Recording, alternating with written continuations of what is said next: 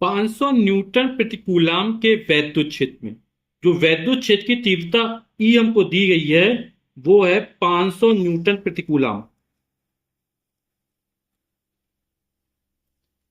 के वैद्युत क्षेत्र में 10 की घात -4 सेंटीमीटर त्रिज्या की। तो त्रिज्या आर का मान दिया गया है हमको 10 की घात -4 सेंटीमीटर। अभी न्यूटन प्रतिकूला में सेंटीमीटर सेंटीमीटर को मीटर में चेंज कर लेते हैं। आप जानते हैं 1 सेंटीमीटर और 10 की घात -2 मीटर होता है ना। जब सेंटीमीटर को मीटर 100 का भाग होता है ना, 100 × 10 की घात 2, ऊपर जब -2 हो जाएगा तो हो जाएगा 10 की घात -6 और किसमें मीटर में चेंज हो गया। ठीक। जब सेंटीमीटर को मीटर में बदलते हो 10 की घात -2 का गुणा करते हैं, -4 पहले से था तो -6 हो जाएगा। स्वतंत्र रूप से वायु में लटकी जल की बूंद के आवेश की गणना। बूंद पर कितना आवेश है, क्यू का मान हमको ज्ञात करना है। अब ये बूंद है तो बूंद का जो भार होगा वो हमेशा नीचे की तरफ काम करेगा। किसी वस्तु का भार होता है वो हमेशा ऊर्ध्वाधर नीचे की तरफ काम करता है। इस पर जो लगने वाला बल होगा ये कैसी है, स्वतंत्र रूप से वायु में लटकी है ना। तो वायु में स्वतंत्र कब लटकी रहेगी, जब वस्तु का भार यानी बूंद का भार नीचे की तरफ काम करेगा, फिक्स है। लगने वाला वैद्युत बल ऊपर की दिशा में हो, ये एफ एफ बराबर होता है क्यू इंटू ई। तो ये जो ऊपर की दिशा में होगा, भार नीचे की तरफ होगा, दोनों बराबर और विपरीत होंगे, तो ये वायु में लटक जाएगी। अब इससे वैद्युत क्षेत्र की दिशा क्या हो गया ना, यदि ये बूंद धनावेशित है, ठीक है, तब वैद्युत क्षेत्र की दिशा क्या ऊपर की दिशा में होगी, क्योंकि धनावेश पर लगने वाला बल जो वैद्युत बल होता है वो वैद्युत क्षेत्र की दिशा में होता है। तो हमने मान लिया वैद्युत क्षेत्र की दिशा ऊपर की तरफ है, तो ये बूंद कैसी होगी, धनावेशित होगी।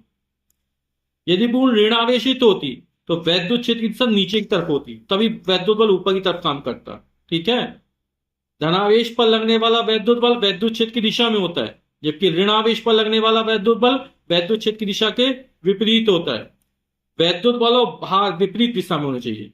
तो एक धनावेशित है बूंद, तो वैद्युत बल कहां लगेगा, ऊपर की दिशा में लगेगा, क्योंकि वैद्युत क्षेत्र ऊपर की दिशा में माना गया। ठीक है। तो आप स्वतंत्र है, बूंद धनावेशित लेंगे तो वैद्युत क्षेत्र दिशा ऊपर की तरफ हो जाएगी, बूंद ऋणावेशित लेंगे वैद्युत क्षेत्र की दिशा नीचे की तरफ हो जाएगी। फिलहाल इसकी अभी जरूरत नहीं है, हम इतना ध्यान रखना वैद्युत बल और भार क्या होंगे, विपरीत दिशा में होंगे। तो क्यू का मान ज्ञात करना है। ठीक। तो चूंकि बूंद जो स्वतंत्र रूप से वायु में लटकी है, अतः क्यू ई बराबर कितना हो जाएगा, एम जी, वैद्युत बल बराबर बूंद का भार।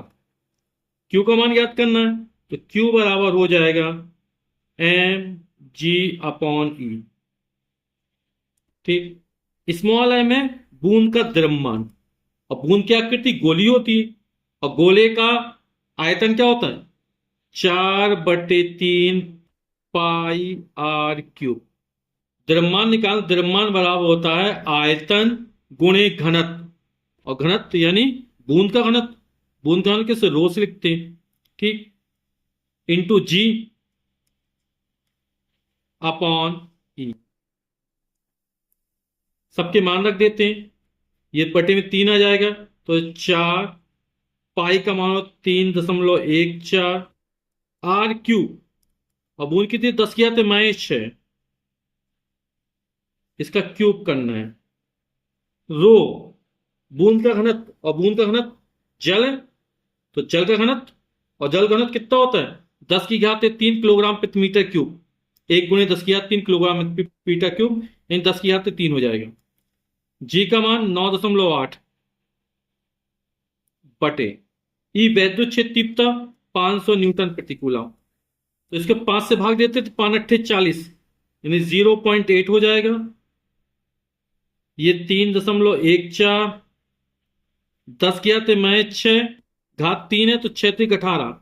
जब घात के ऊपर घात लगी तो घातों का आपस में गुणा हो जाता है, गुणे 10 की घात 3।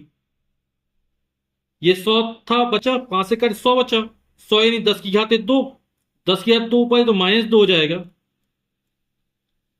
और गुणे 9.8। समझ गए, 5 से काट दिया बचा 100, 100 यानी 10 की घात 2, 10 की घात 2 ऊपर है तो -2 हो जाएगा।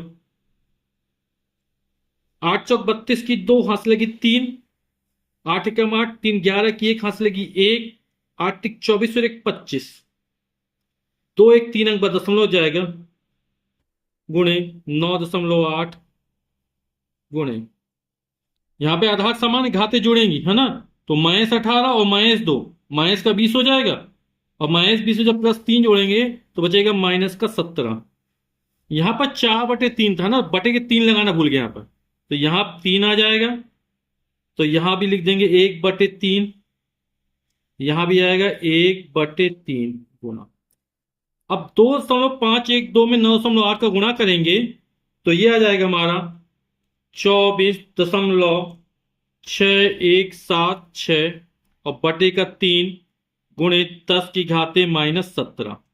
3 का भाग कर देते हैं, 3 अट्ठे 24, दशमलव लगाया, 3 दूनी 6, एक में भाग नहीं जाएगा, 0 बच जाएगा, 17 हो जाएगा, 3 पाँचे 15, 16 17, 2 बचा, 26 हो गया, 3 अट्ठे 24 गुणे 10 की घाते -17।